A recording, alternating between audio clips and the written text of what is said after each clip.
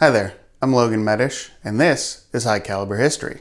In 1940, Carl Swivelis patented a submachine gun for the 9x19mm cartridge. As the head of High Standard, which had focused solely on .22 caliber pistols until this point, it seemed odd that he would take the company in that direction. With World War II getting worse in Europe, it was actually a good business move to try to bring this new submachine gun to the market. While it was visually very similar to the Thompson, the guns were decidedly different. Swivelis's gun fired from an open bolt at a rate of approximately 880 rounds per minute. Fitted with an 11-inch barrel, the gun weighed approximately 10 pounds. Its magazines held 25 rounds and were affixed face-to-face, allowing for rapid reloads.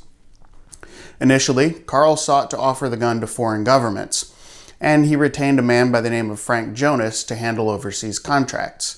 Right away, though, things didn't go as planned. High Standard was focusing all of their energy on a 12,000 gun contract for the British government for 50 caliber machine guns, and they had a 10-month deadline. So if someone was going to build this new submachine gun, it wouldn't be High Standard. Essentially just a company on paper, the newly created United Defence Supply Corporation in England obtained the rights to make the gun. High Standard was happy to license it to them, and United Defence set out to pitch the gun just as Swivelis had intended for Jonas to do. Interest in adopting the new gun was low, as it was a new and untested design. No government wanted their troops to be the guinea pigs to find out if it was a disaster in combat or not. Through connections with the British Purchasing Commission, United Defence managed to obtain a somewhat spurious endorsement by the British military for the gun, which was now being called the UD42. Since the gun had now been endorsed by a British general as being fit for service, the Netherlands were the first country to adopt it. They placed 2 orders for 7,500 units each. Unfortunately, there was one major problem. United Defence had no engineers to work on the gun and no manufacturing facilities to produce the finished product. Contracts in hand, United Defence had to secure a subcontractor to actually make the submachine guns for them. The plan was to fabricate the components elsewhere and assemble them into completed arms at United Defence's location in Wallingford, England.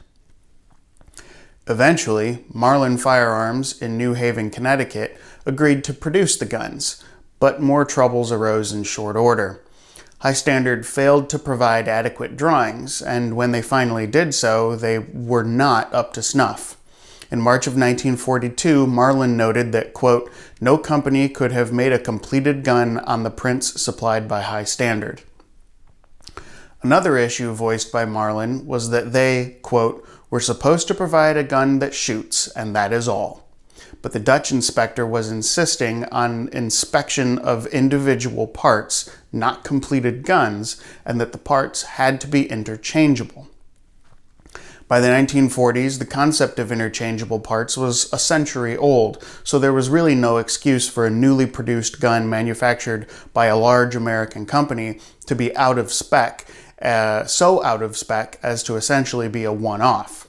Nonetheless, Marlin maintained that this was not in the contract, and so it wasn't their fault if the parts on the guns did not interchange with one another. The Dutch government was understandably quite perturbed, and Marlin went to great expense retooling aspects of their factory in order to finally achieve parts interchangeability. By the time all the kinks had been worked out, the need for the UD42 in the Netherlands had passed.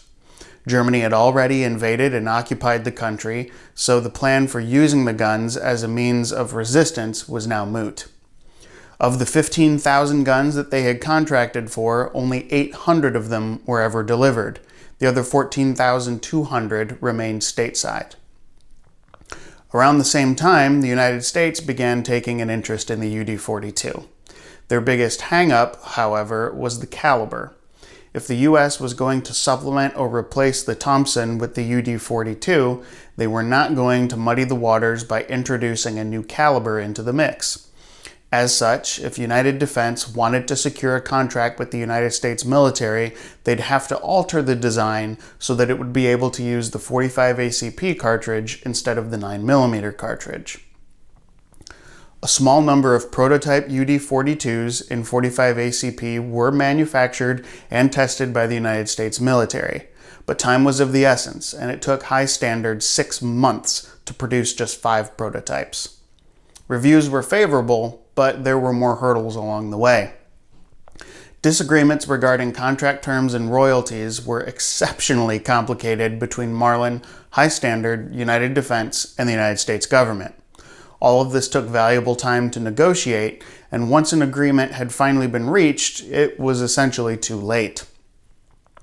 If the legal bickering between the 3 companies and the government had been resolved in a timely fashion, then the UD42 could have gone on to be a big player in the military arms arena. The government had inquired about 2 contracts, one for 94,000 units at a rate of 450 a day, and one for 150,000 units at a rate of 1,000 a day. High Standard would have seen a handsome payday if the contract had gone through, but the government objected to paying the royalty fee as part of their cost per gun. High Standard had arranged for a royalty of 10%, or a minimum of $7.50 per gun produced by Marlin under license to United Defense. While objectionable to the government, it was certainly better than the original terms, which were 17.5%, or a minimum of $13.50 per gun. Because of this issue of money, it should come as no surprise that the United States sidestepped the UD42 and decided to adopt the M3 grease gun instead. It was cheaper, faster, and easier to manufacture, being made from stamped parts instead of machine parts, as was the case with the UD42.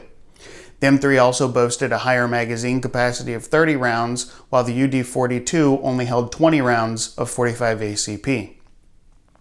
Despite missing out on 2 government contracts and failing to become the replacement for the Thompson submachine gun, the UD42 would still go on to see action in World War II with the help of the Office of Strategic Services. The Office of Strategic Services, or the OSS, was essentially the forerunner to today's CIA. William J. Donovan, nicknamed Wild Bill, headed up the organization at the request of President Franklin Roosevelt in 1942, and its purpose was to conduct clandestine missions, act as spies, gather intelligence, and perform sabotage.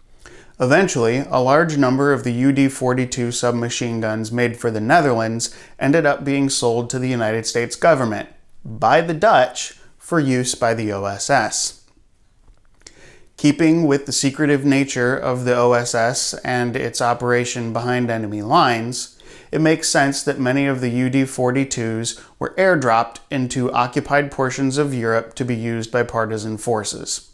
While the US government as a whole didn't like the 9mm version of the gun, it was perfectly suited to the OSS purpose since 9mm was readily available to them overseas.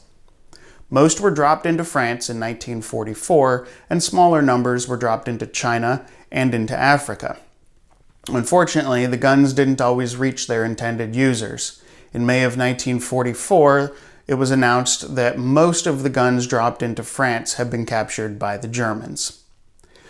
Despite the gun's lackluster performance during World War II, Marlin still felt it could make a profit on future production of the gun.